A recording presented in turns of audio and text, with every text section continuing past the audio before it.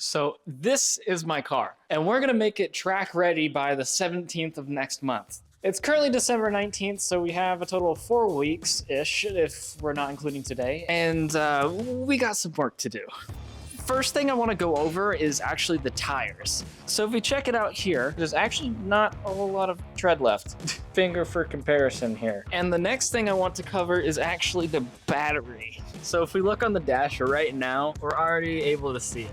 Now you may just ask, why don't you just charge the battery? Well, we tried that before and it didn't hold the charge. So it cranks the car perfectly fine, but I think as it uses more of the voltage as you're using the spark plugs and pushing the engine harder, it's gonna resist a little bit more. So I'd rather that not happen. Other than that though, we did already change the front brakes because whenever I got the car, there was a wobble in the wheel as it was braking. Turns out the rotors were warped and the brake pads were worn down. So we went ahead and changed all of that. And all that was done before I thought of even doing this, so that's why none of it's filmed. As for the rears, I do want to check the brake pads on that, but I think the rotors will be fine because they don't have any issues as of now. On the topic of changing things though, another thing I do want to check, the oil's already been changed, so there's no worry about that. And I have checked it right here with this. That's a good thing that I like about these older Volvos. This is a 2015 S60 making 250 horsepower and 266 foot-pounds of torque. So no, it's not the world's fastest car, but it is a really fun car to drive. And what I like about it varying from the newer models, sure, some of them may be a bit more powerful, but they're way more restricted. This one, all the electronics really has is sport mode and the little bliss lights that are on the side. So if someone's beside you, it flashes the light. Other than that, everything else is here. Another thing that I would like to add, all of the new Volvos are past a cutoff date in, I think, 2015, 2016, around that time. But from that point on, all of them are restricted to 4 cylinders. My car is a Turbo 5, so T5, and it is an actual 5-cylinder. What they do nowadays to make up for the fact that it's not a true 5, 6-cylinder, 8-cylinder, obviously, is they use electronic turbos for anti-lag, first off, for more torque off the bottom end. And then on the T6s, nowadays, they use turbos and superchargers through programming, and then the T8s, they use a different tune on top of all of the turbo supercharger, and then on top of that, a hybrid motor at the same time. So a lot more computer stuff to worry about in the newer cars, on top of the fact you're not getting a full 5, 6-cylinder, 8-cylinder inside of any of your cars anymore. Unless you figure out how to put like a V8 into your Volvo SUV. But yeah, it's a lot more restricted through computers and software nowadays as well, so even if you did get the higher models, you can't do as much stuff to them because of how locked down they are. Anyway, enough, back to it. What you may also notice, it's a little dirty in here. So tomorrow I do want to give it a little bit of a bath. Maybe asking why not just do it now? Well, tomorrow it says it's going to be 74 versus it's 57 right now. So let's wait till it's a little bit warmer. Other than that, other fluids like the power steering fluid is all good. Along with the coolant is good. Where's my brake fluid? Under there, okay. Never mind. So this will be going through all of the stuff of getting a car track ready, including the cost of entry of the racetrack and unfortunate little expenses you may have to overtake, like tires, which you'll see in this next clip. They're more expensive than I thought. Why is this stuff so expensive, bro? I'm gonna be paying the entry fee plus the tires. Sure, they have a 2-year warranty on the tire on top of the 45,000 miles, but bro, a whole rack for tires? I'm used to the go-kart stuff with $250 for a set of tires, not a whole band. And then on top of that, it's like, I don't know whether to get the Michelin Pilot Sports for the fuel efficient rating, and it says it has a longer tread life on it, 540 versus 440. Like, does it really make sense? Because the Yokos have the 55,000 mile warranty, so they're within warranty even though they may wear more, versus the Michelins have a 45,000. So I don't know if it's going to make that big of a difference. Now you may be asking, is this just going to be a one and done series? Well, no. I kind of want to take this in the trajectory of, first I want to make this vlog channel also my car channel and behind the scenes for my racing content, but along with that, I kind of would like to see, as my life progresses, where I can take this beast. Because we got 5 cylinders right now.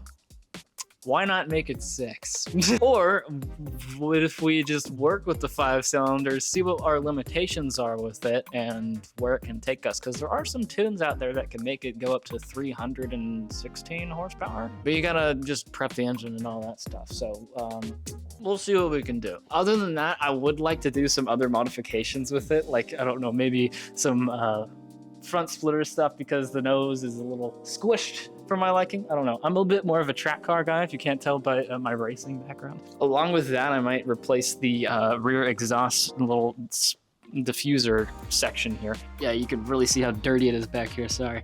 But I might replace this one with the R-Design version of it, so put a picture of that on the screen.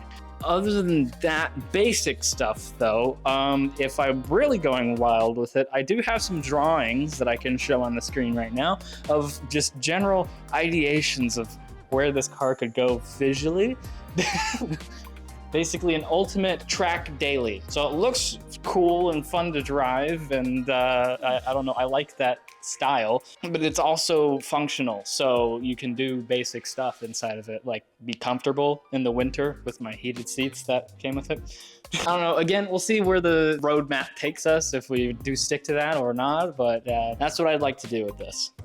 Today is the day where we are gonna get to work on this, cleaning the engine bay, cleaning the inside of the car, outside of the car, because one, it hasn't really had a good wash since I got it.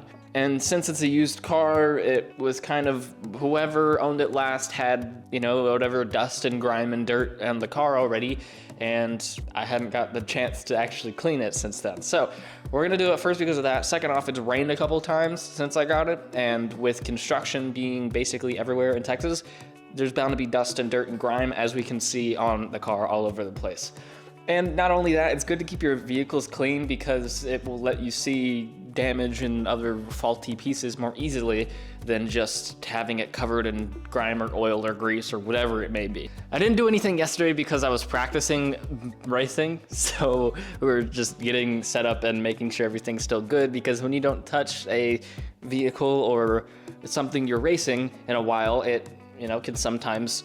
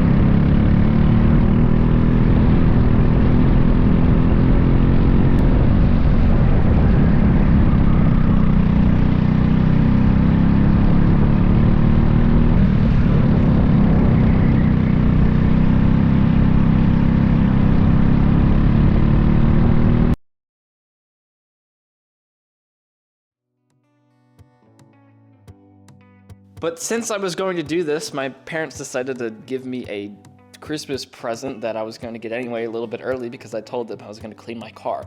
So they showed me that they got me a cleaning kit basically.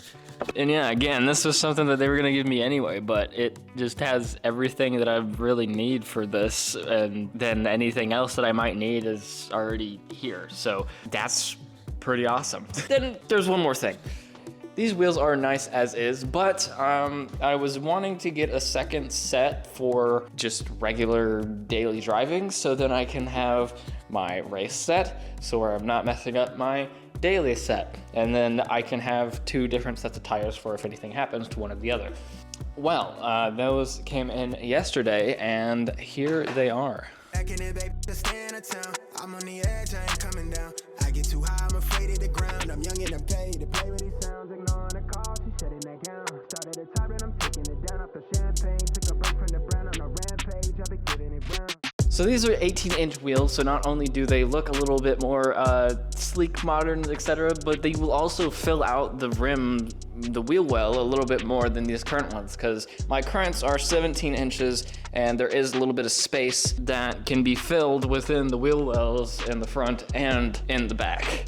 But we are gonna have to test fit these because I don't think the tire is right on it. So it's a taller tire overall, but I think if we were to get wheel spacers, it would compensate with it because it's also a thinner tire. It would make it to where it's not gonna affect any of like coilovers or scrape anything like that, hopefully. But we'll get to that whenever we get to that. Those aren't gonna be mounted right now because we first have to get what we're gonna get done. And first thing we're gonna do is clean off the engine. So we're gonna go ahead and pop this hood real quick and go ahead and observe what we kind of already knew was there. Yeah, it's pretty dirty.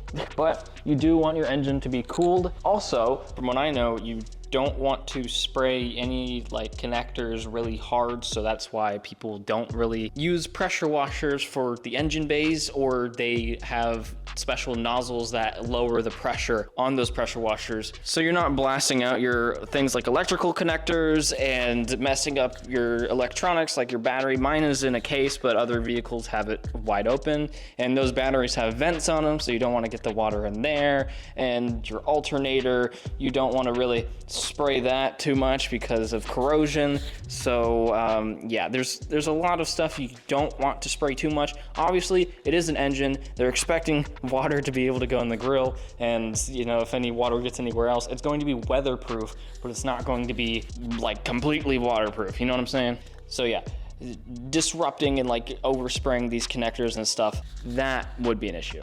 But let's get you guys on a tripod real quick so you guys can see a better point of view of this engine while we're cleaning it.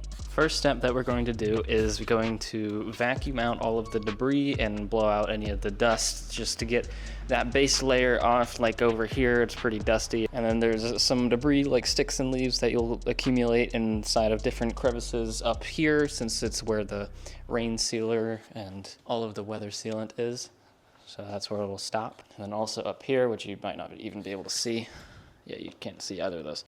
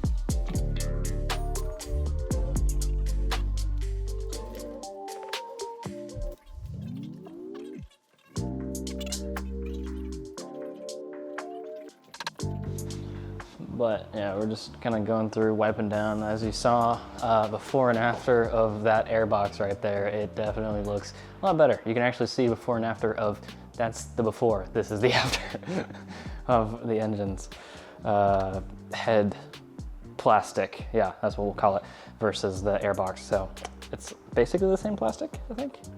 So anyway, yeah, you get the idea.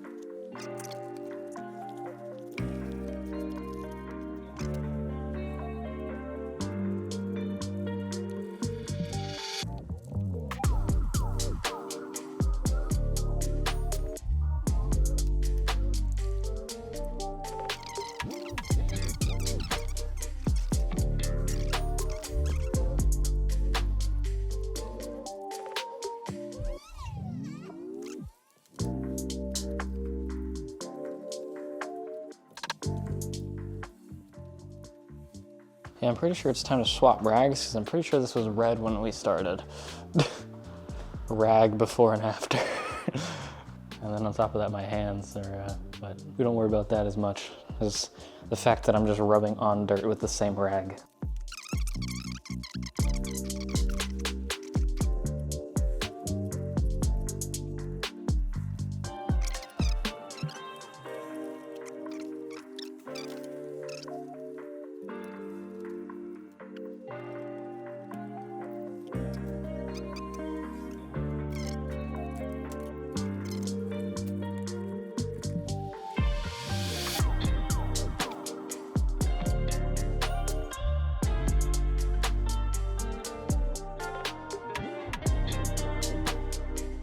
Well, now we can see that outside is now dirtier than the inside of the hood. Now the inside of the car is pretty dirty. So we are going to be moving on to that next. Now that we're moving on to the interior, I wish this light was working because my face is incredibly dark compared, oh, there we go, a little bit of juice left. But yeah, we can start using our interior care kit. But first, what we're going to do is whip out that vacuum again, because there are some little pieces of debris, dust, dirt, etc. And like the floorboards, for example, have some bits of grass and little stuff like that from last owner. But we're gonna go ahead and clean all of that out. Just looking in the interior here, first thing that I kind of want to do with this car visual-wise, so I mean this isn't really visual, but I want to get some real weather mats. Reason I say real weather mats is because of these ones are off-brand ones. The real ones that are made for the Volvos, those clip into the floors, which one, look nicer, but also make it stop from sliding around. That's gonna be step one, honestly, is getting new weather mats that actually clip into the thing, because I do like my carpet and all of that stuff, but you're gonna have unexpected events where people, you know, have grass on their shoes, or it just rained and you're picking up your friends or something like that, and you're gonna forget, oh wait, I have carpets in the back. Exhibit A, if we look down in here, if it'll focus correctly, if not, I'll have to swap to manual. Yeah, you can see leaves down in there, grass, grime, that type of stuff. Just because not too long ago it did in fact rain. But enough explanation and yap, let's go ahead and get to work.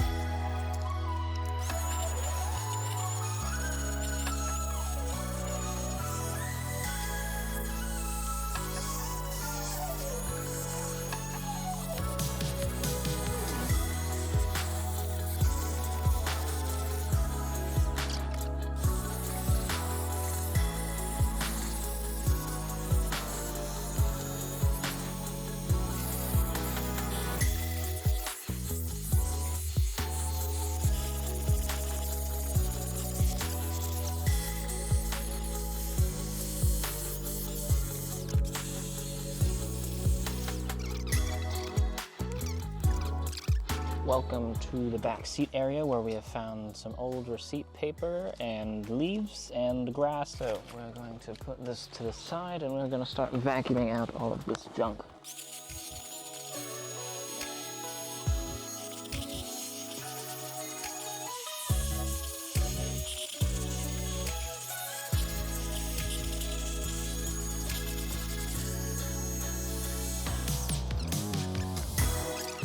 Now the main spots that I kind of want to clean are like the steering wheel, the shifter, around that area, because me personally, I just want a clean surface. That's just how I am.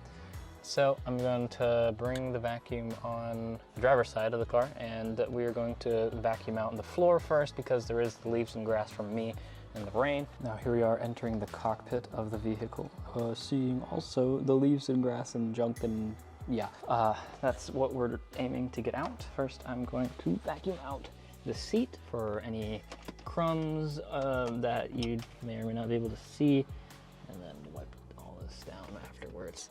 So let's get to it.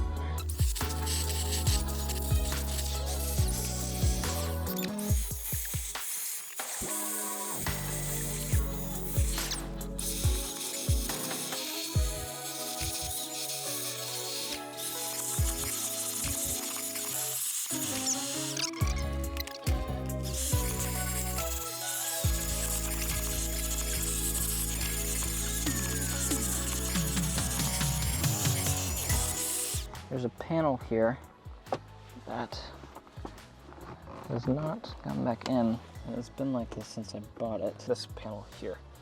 So if I open this up, you'll be able to see that's where it's supposed to go. Now in terms of how, should just clip in theoretically, but it's just not simply doing that. I think it might actually slide in. That's really annoying. Okay, so this is the panel, and it needs to try and clip in somehow. I don't know how it's supposed to clip in, but it's supposed to clip in. Oh, I just got it. Yay! Oh my gosh. Perfect. That was just press really freaking hard. No, it's actually just one whole thing instead of just some jank clipped out unclipped panel bullcrap. Now if I ever need to get that out, I have no idea how. Okay, just trying to speed things up a little bit because it does get pretty dark pretty fast now. I went ahead and did the interior, completed all of that, got out as much as I really could. Again, I don't have a brush or anything, but either way, it is looking pretty clean. Anywhere you take a look at it. Not too shabby, I must say. And then there's like some blemishes on the door and all that stuff that I wiped off, and on this piece here I wiped off. But now that we have the engine clean and the interior clean, time to clean whatever the crap's going on up here. So we gotta go ahead and get the hose real quick so we can get this thing done and dusted before it gets too dark outside. See you then.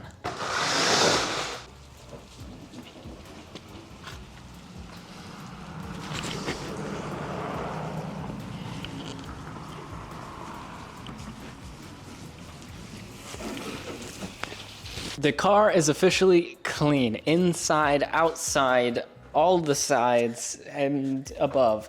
Now that we are done, let's show you guys what we're working with.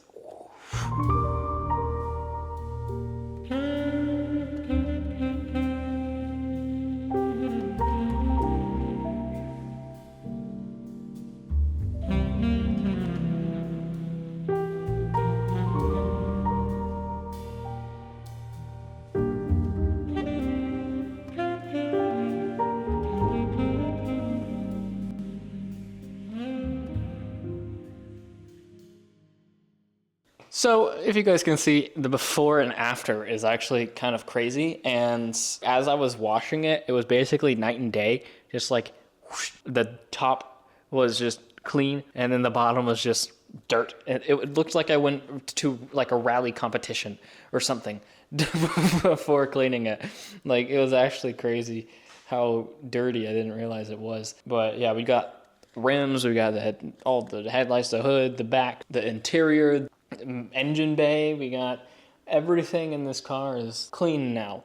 So now, next thing you do, we're gonna test fit the wheels, see how these dailies really do operate on this vehicle. Our only concern with these right now is because it's not as spaced out as it could be, we might have to put spacers on the hubs so it's not scraping against the coilovers, essentially. We're gonna save that for the next one though, so if you guys did enjoy this and enjoyed watching the process of just the first step of it all, before even getting into the mechanical stuff, then be sure to like, subscribe, do all that fun stuff, and I'll see you guys next time. Deuces.